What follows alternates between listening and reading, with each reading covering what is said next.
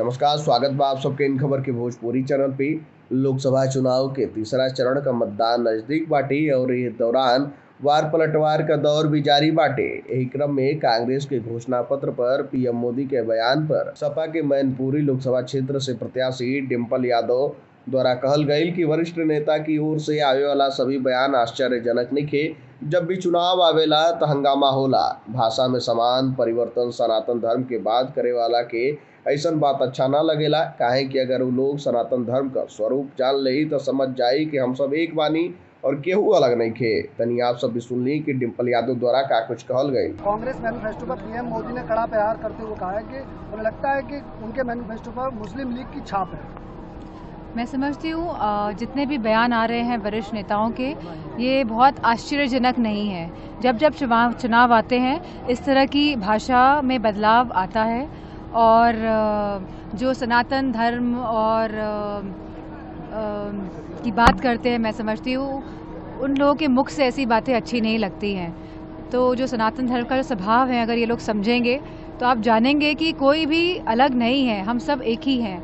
और इस तरह की बातें लगातार जो चुनाव में उठाई जा रही हैं, मैं समझती हूँ क्योंकि ये लोग नाकामयाब रहे हैं पूरी तरह से अपने जो मैनिफेस्टो में, अपने जो 10 साल के कार्यकाल में जो उन्होंने मंचों से जो घोषणाएं की थी, जहां 2 करोड़ नौकरियां देंगे, जहां किसान की आय दुगनी कर देंगे, अच्छे दिन आएंगे, स्मार्ट सिटीज़ बनाएंगे, गोद लिए हुए गाँव की बात करी गई हो और मैं समझती हूँ और महंगाई कम करने की बात करी हुई हो। आज आप सिलेंडर की कीमत देखिए, पेट्रोल, डीजल और जितने भी हमारे किसानों के खाद्य पदार्थ की कीमत देखिए, तो मैं समझती हूँ कहीं ना कहीं सरकार नाकाम हुई है अपने, इसीलिए इस तरह की बहकी बातें कर रहे हैं। पीएम मोदी ने कहा ओबीसी आरक्षण पर डाका डालने की कोशिश की गई और SC/ST के आरक्षण पर भी कांग्रेस तलवार लटका रही है।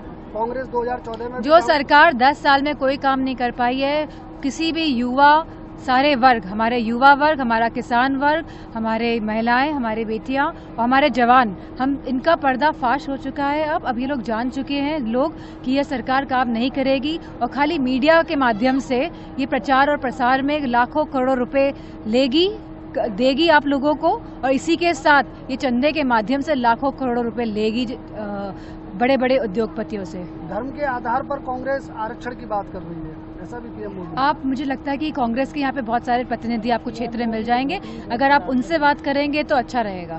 मैनपुरी से भाजपा ने आपके समक्ष अपने मंत्री को उतारा है और लगातार वो लोग इस बात दावा कर रहे हैं। कल प्रदेश सरकार के कैबिनेट मंत्री यहाँ आए, उन्होंने कहा कि अब 400 पार की बात नहीं है, अब तो 400 पार, 450, 500 की हम बात करते हैं। मैनपुरी 80 की 80 सीटों में समाहित है, कैसे लेती हैं आप? मैं समझती हूँ 80 की 80 सीटें बोलना ही ये दर्शाता है कि ये झूठ बोलने वाले लोग हैं। तो ये भारतीय जनता पार्टी भ्रष्टाचार जनता पार्टी बनती जा रही है। जितने भ्रष्टाचारी हैं पूरे देश के, इनके पार्टी में समाहित होते जा रहे हैं। और मैं समझती हूँ जनता इस बात को समझ गई है कि दबाव की राजनीति के तहत ये लोग चंदा इकट्ठा कर रहे हैं, भ्रष्टाचार फैला रहे हैं, भ्रष्टाचारियों को अपनी पार्टी में समाहित करते हैं। और चारों वर्ग, हमारा युवा, हमारा किसान, हमारी माताएं बहनें, हमारे जवान, इस बात को जानने के बाद अपना मन बचा चुके हैं और ये लोकतंत्र और संविधान को बचाने की लड़ाई होने जा रही है।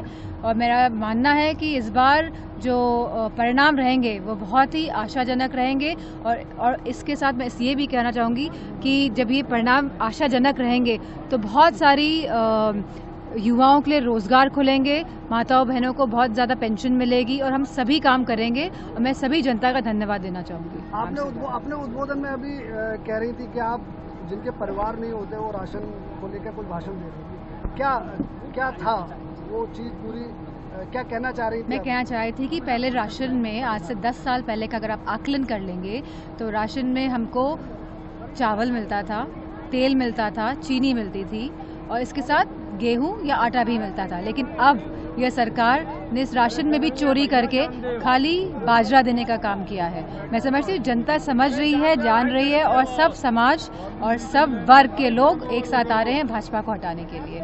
आप सब सुनने के डिम्पल यादव द्वारा का कुछ कहल गई बाटे, कोना तरीका से बीजेपी के ऊपर निशाना साध रहल बाड़ी। आपको बता दी कि मैनपुरी से सपा प्रत्याशी डिम्पल यादव इस दौरान लगातार चुनाव प्रसार में जुटल बाड़ी और घर घर जाके साइकिल के बटन दबावे के अपील कर रहल बाड़ी।